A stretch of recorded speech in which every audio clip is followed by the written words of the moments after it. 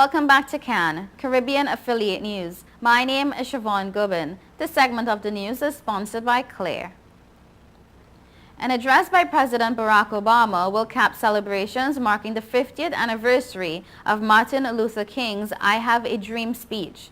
Mr. Obama is set to speak on the steps of Washington's Lincoln Memorial, the site of Dr. King's address on August 28, 1963, before a crowd of 250,000 people. Other speakers include former Presidents Jimmy Carter and Bill Clinton. The Lincoln Memorial ceremony will include bell ringing at 3 p.m. local time, 50 years to the minute after Dr. King ended his call for racial and economic justice with the words, "Let freedom ring." A march led by a replica of a transit bus that civil rights leader Rosa Parks rode when she refused to give up her seat to a white man in 1955 is also planned. Mr. Obama, the nation's first black president, considers the 1963 march a seminal event and part of his generation's formative memory. A half-century after the march, he said, is a good time to reflect on how far the country has come and how far it still has to go. Mr. Obama said Dr. King would be amazed in many ways about the progress that we have made. He listed advances such as equal rights before the law, an accessible judicial system, thousands of African American elected officials and CEOs. He also noted that the civil rights movement's impulse for equality had spread to Hispanics, immigrants, gays, and others. Almost half of Americans say much more needs to be done before the colorblind society that Dr. King envisioned is realized. Mr. Obama's address will wrap up more than a week of Washington events marking the anniversary, including a march on Saturday that drew tens of thousands to the Lincoln Memorial.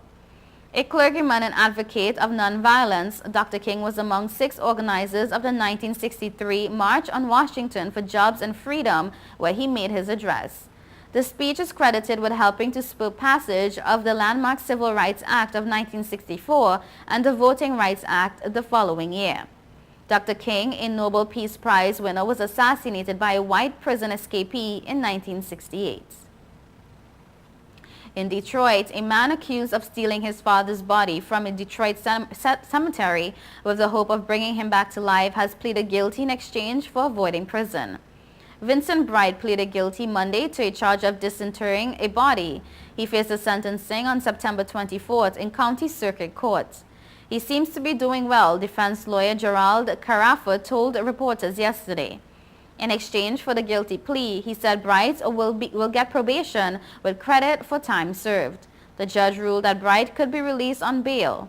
A pre-sentencing review will help determine the details of Bright's probation, he says. A conviction under disinterring a body charge could have brought up to 10 years in prison. Bright, then 48, stole the body of 93-year-old Clarence Bright from Gethsemane Cemetery on January 14th and stored it in a home freezer. Police, acting on a tip from other family members, found the corpse in Vincent Bright's home on Detroit's east side. Police said Vincent Bright is religious and took the body in hopes his father would be resurrected. Prosecutors sought a mental health examination for Bright, and he was found competent to stand trial. You're watching Caribbean Affiliate News. We will be right back.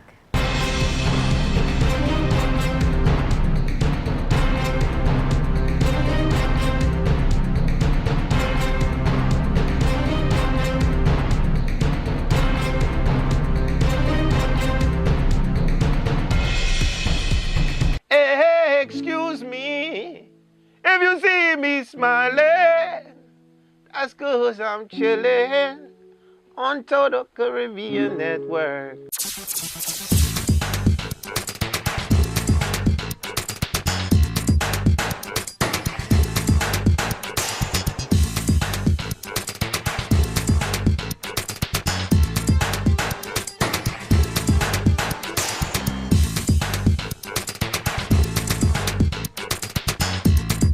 This your boy Wyclef Jean, man, and I'm chillin', man. Total Caribbean Network. Man, I love their style. Whoa, whoa, whoa, whoa, whoa, whoa.